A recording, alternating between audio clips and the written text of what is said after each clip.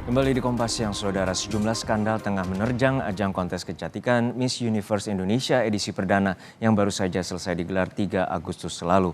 Buntut dugaan pelecehan yang dialami para finalis dan CEO serta sejumlah direktur organisasi ini mengundurkan diri. Baru pertama digelar, ajang kontes kecantikan Miss Universe Indonesia diterpa skandal. Dinampingi kuasa hukum dan sejumlah direktur provinsi, sejumlah finalis melaporkan kasus dugaan pelecehan seksual di dalam rangkaian kegiatan ajang Miss Universe 2023 ke Polda Metro Jaya. Mereka melaporkan organisasi penyelenggara Miss Universe Indonesia, PT Capella Swastika. Tanpa pemberitahuan, para finalis tiba-tiba dipaksa melepas busana untuk pemeriksaan tubuh atau body checking dan didokumentasikan. Saat itu, bahkan ada sejumlah pria di dalam ruangan.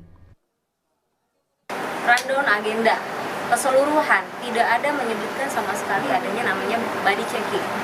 Sehingga tentu saja teman-teman kontestan ini cukup terkejut karena sebenarnya agenda mereka hari itu adalah fitting.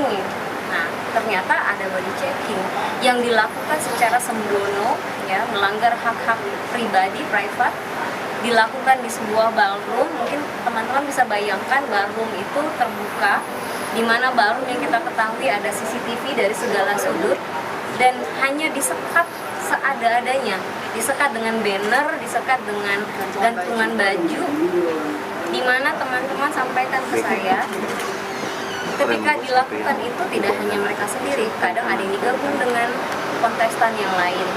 Kadang pada waktu mereka dilakukan pemeriksaan, lalu-lalang orang di luar masih kelihatan. Orang di dalam juga bisa keluar masuk. Kami sengaja mengaburkan identitas finalis Miss Universe Indonesia yang melapor demi kepentingan penyelidikan. Peristiwa dugaan kekerasan seksual itu terjadi di salah satu hotel di Jakarta pada 1 Agustus 2023 lalu saat mereka seharusnya menjalani pengepasan busana malam 2 hari jelang malam grand final di Bali. 3 direktur provinsi yang menggelar seleksi tingkat provinsi dari Bali, Jawa Barat, dan Jawa Timur juga geram karena aktivitas yang tidak menghormati privasi ini tak tercantum dalam rundown. Karena takut memengaruhi penilaian, para finalis terpaksa mematuhi perintah yang tak lazim dan disertai kekerasan verbal itu. Saya hanya disuruh fitting untuk evening gown saja. Nah, saat saya masuk, tiba-tiba saya disuruh untuk membuka semua underwear saya kecuali underwear bagian bawah saya. Dan di sana saya langsung menutup bagian buah dada saya. Lalu saya dibentak dan dimarahi kalau saya tuh sangat tidak bangga dengan tubuh saya sendiri. Gimana kalau nanti saya dikirim ke kompetisi internasional yang pasti akan dilihat telanjang oleh semua banyak orang. Lalu saya di situ merasa agak tertekan, tapi saya juga tidak bisa berbuat apa-apa karena takut sebagai itu salah satu penilaian.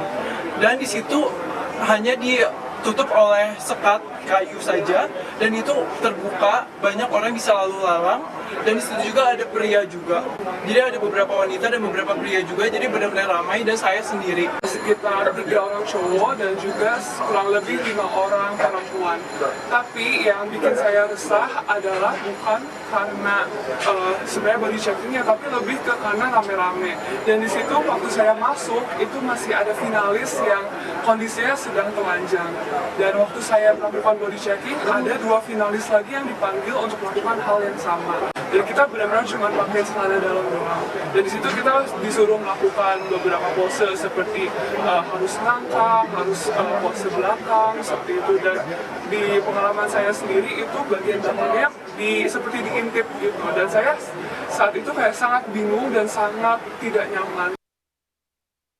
Buntut polemik ini, CEO Miss Universe Indonesia Elden Wang dan sejumlah direktur, termasuk Direktur Fotografi Rio Motret alias Rio Wibowo dan Direktur Kecantikan Slam Yono mengundurkan diri. Miss Universe 2023 adalah gelaran perdana kontes kecantikan untuk memilih wakil Indonesia ke ajang Miss Universe setelah puluhan tahun lisensinya dipegang Yayasan Putri Indonesia. PT Capella Swastika Karya kini menjadi pemilik baru lisensi Miss Universe di Indonesia dan didirikan oleh penyanyi Poppy Capella.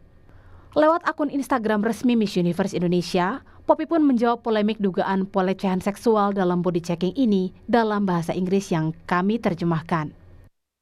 Saya ingin mengucapkan terima kasih yang tulus kepada semua orang yang telah meluangkan waktu sejenak untuk berbagi pandangan, perasaan, dan perspektif kami.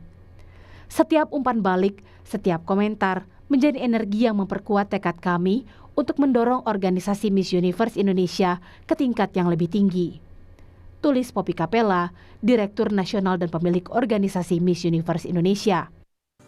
Menggandeng Kementerian Pemberdayaan Perempuan dan Perlindungan Anak, Kementerian Pariwisata dan Ekonomi Kreatif ikut menerjunkan tim untuk mengonfirmasi fakta dugaan pelecehan seksual yang dituduhkan.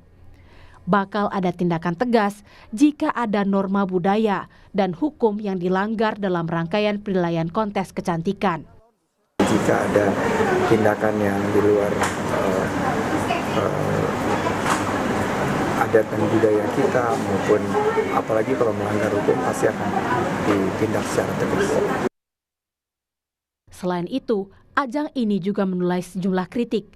Ada perubahan mendadak soal aturan tinggi badan minimum setelah pemenang terpilih yang dinilai janggal oleh banyak pihak.